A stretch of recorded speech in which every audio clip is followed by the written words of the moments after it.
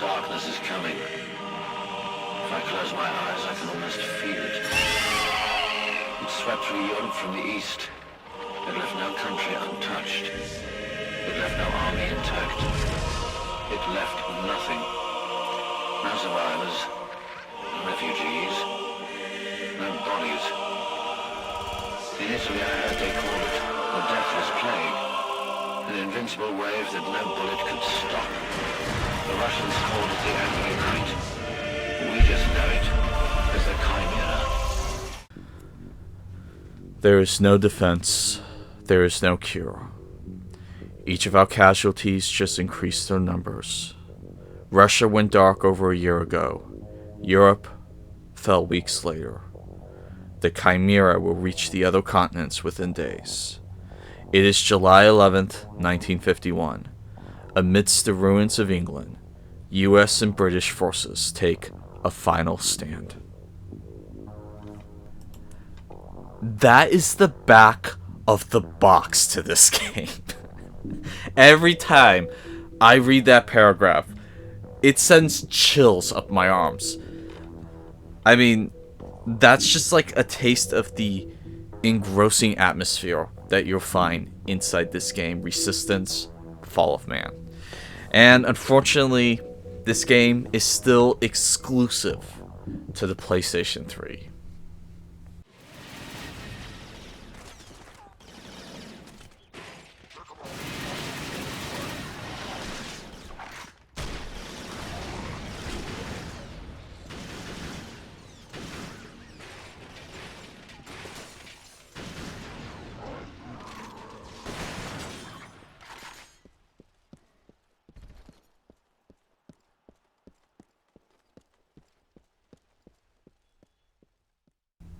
So, one of the kind of things that first got me interested in this game was an article in Popular Mechanics.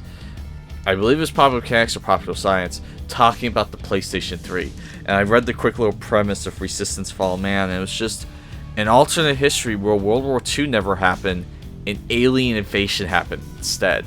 Just like, wait, what? But then I found out that the PlayStation 3 was like $600. It's just like, wait, what? And so, but years later, I finally got PS3 and finally got Resistance: Fall of Man. And just straight off the bat, the atmosphere and premise are so engrossing. I cannot stress how exciting and enthralling this setup and atmosphere is.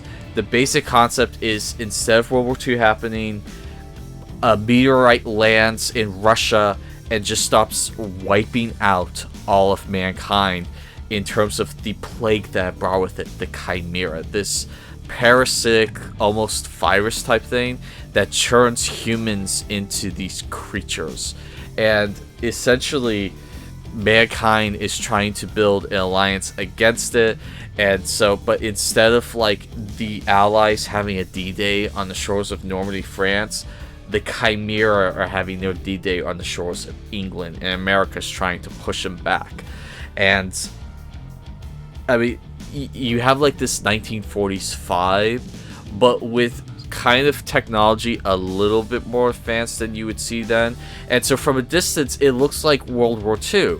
But then you look a little bit closer, it's like, wait a minute, the weapons don't look right, and the vehicles look a little bit off. And so it's just kind of like that slight near-future kind of vibe with an alternate history. And it is incredible. I absolutely love the world that this game sets up and brings me into. And the world also is only as good as its weapons. And this was made by Insomniac, the guys who made the Ratchet and Clank games. And so they are really good at making crazy, unique weapons. And Resistance: Fall of Man is no different. They made some really fun weapons. And another thing they did is to kind of give you more bang for the buck. They gave you alternate files on these weapons. So you have the basic one like on the main human assault rifle, there's a grenade launcher on it, and that's the alternate fire. But there are some other weapons that have some really creative, fun alternate fires, like the Bulldog. I think it's called the Bulldog or the Bullseye.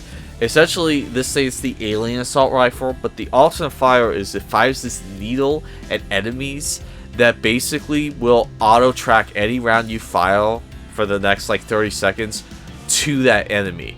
Kind of like the scene from Fifth Element with the auto-detecting rounds that will follow the opponent once the first shot's fired. One shot. A replay sends every following shot to the same location.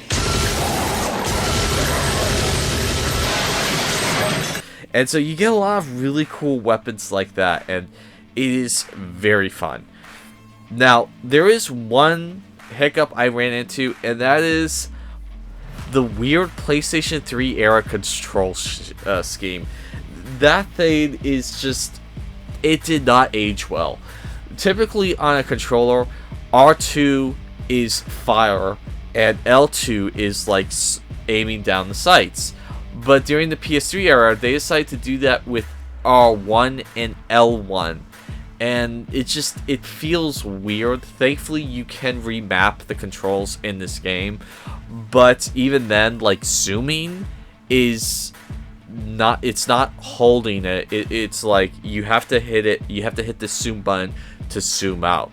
And it's just a little obtruse, and it just doesn't quite help it age all that well. You can make the controls work to your advantage. It's just you get what I'm saying. Now there's some pretty cool mechanics in the game that I noticed. Like, one, if you shoot out a window, glass will break. And yeah, there probably were some PlayStation 2 games that were able to pull that off. But for the most part, games weren't really doing that until this generation of PlayStation 3 and Xbox 360 came to the forefront. And then you start seeing, stuff like that. And so that was kind of cool, being able to shoot out a window and glass breaking and falling out of it. And another neat little thing, they didn't have to do this, but the Chimera have these like back tubes, and if you shoot one of the tubes, it'll break and start spitting out steam everywhere. And it's like, they didn't need to do that, but it's cool that they did it and made that a gameplay mechanic. Another issue I had was the way the story was told. Most of the story is told through this British woman talking about you, the main character, Nathan Hale. And it's like, okay, are they trying to make him a silent protagonist? But he does speak throughout the game, so it's like, okay, why are you telling me the story this way? And like, she's just kind of really obnoxious, because it's like, I saw Nathan Hale breaking something, and it was against procedure, but I decided to trust him because something about him. It's like, wait, if you're seeing him do something he's not supposed to be doing, why are you trusting him non-stop? You don't even know this guy. And it's like every other time her voice comes on, it's like, I decided to trust him. And it's just like, it kind of ruined the story a little bit. I would have rather had other ways of giving me exposition on like interacting with people that later on died, so I have an emotional attachment to them. Like, there's only one character to kind of do that with. It's like, I only knew you a couple levels earlier, I wasn't with you the entire game, and also you always disappear whenever I have to shoot guys, so And another thing I didn't like was the medium difficulty. The medium difficulty just got super cheap at times, and I died numerous times. It's like, okay, this game obnoxious now, this game obnoxious, and I would recommend, if you want a fun time with this game, play on easy mode. Easy mode's a lot of fun. Also went a lot faster. It's like, I don't remember the levels lasting this long. It's because I was playing on medium, and this is easy mode. And then that kind of leads to another problem, is that the level design and layout is kind of disappointing. Like, there's a couple times the level design is like 3 large rooms, and that's it for the level. And when I was playing on medium difficulty, it took me like 40 minutes to get to that level because the enemies were so damn cheap there. And then on easy, it's like, I got to that in like 3 minutes. Why did it take so... That's right, the enemies weren't as cheap. And it's like, wait a minute, did you only design a level of 3 rooms?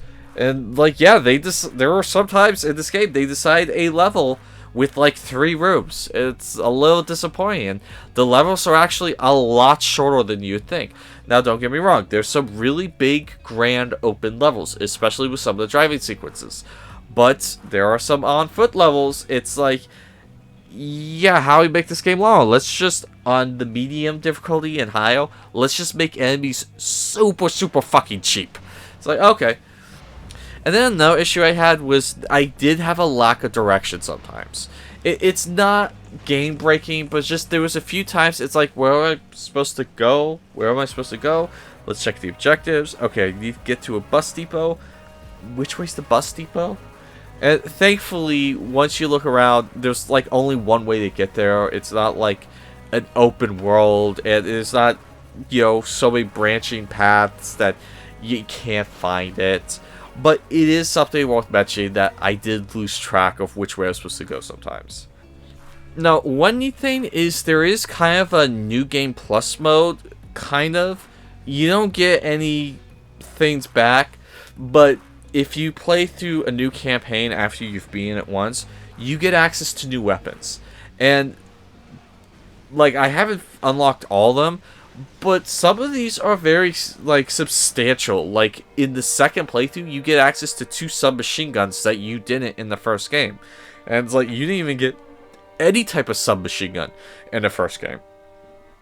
So, that was kind of exciting. And, like, you have a weapon wheel you can pull up. Well, in the New Game Plus mode, kind of, you now get a thing that switches it to a second weapon wheel. So, theoretically, you get a lot of new weapons through your second playthrough. So, that is something to consider, is that you can actually get 2 campaign experiences through this game. Now, graphically, the game at times feels like this could have played easily on the PlayStation 2. It feels like a really system maxed out PS2 game that's just pushing the PS2 to its very limits. Admittedly, this is a launch title for the PlayStation 3, so of course it's not using the PS3 at its full effort, but it's just something worth pointing out that I think this could have worked on a PS2 if they had just toned down some of the graphical and game type mechanics, like the tubes breaking off the enemies. But they needed system exclusives for the PS3 to get people to buy it, so I get that. But it doesn't look like a PS3 game that much to me. And then another downside is that this is still exclusive to the PlayStation 3 to this day, which I hate. I was hoping that they would come out with a Resistance trilogy on the PlayStation 4 or the PlayStation 5. I was hoping that we would get something again out of this series. It's been like over 10 years since we've gotten anything from this series, if you're not counting Vita, and it's a dead series, unfortunately. You know, Sony's not interested in doing anything else with Resistance. Insomniac's not interested in doing anything else with Resistance. Now, thankfully, the story does apparently end with Resistance 3, but it's like, come on, this was one of your flagship titles, and it'd be kind of nice to see something again with Resistance. But, I mean, hell, just re-releasing the original games on newer hardware would be nice. But no, to this day, Resistance is a PlayStation 3 exclusive. And that's unfortunate, because despite the problems I have with it, I had a lot of fun with this game. There were some really cool moments. I absolutely love the atmosphere. The weapons are a lot of fun. And while there are some issues I had with the narrative and with certain aspects, I'm glad I own this game. I'm glad I have it, and I would recommend that if you get a PS3, absolutely pick this up. This is the reason why I got a PS3. No, Ninja Gaiden Sigma, you're not the reason why I got a PS3. Resistance is. Funny enough, the back of the box to Ninja Gaiden Sigma, it says, "This is the real reason you got a PS3." It's like, yeah, no, the reason why I got PS3 was Resistance, and then after that, Infamous, and then after that, the God of War games, and then after that, like, you're at, like, number 10 on the list? I'm getting beside myself. Yeah, no, Resistance was a fun time. I absolutely loved it, and I would recommend that if you have a PS3, definitely get Resistance Fall of Man. Anyway, that's been my review. My name's Christopher O'Connell with 11 Hour Reviews, and that will be all for today.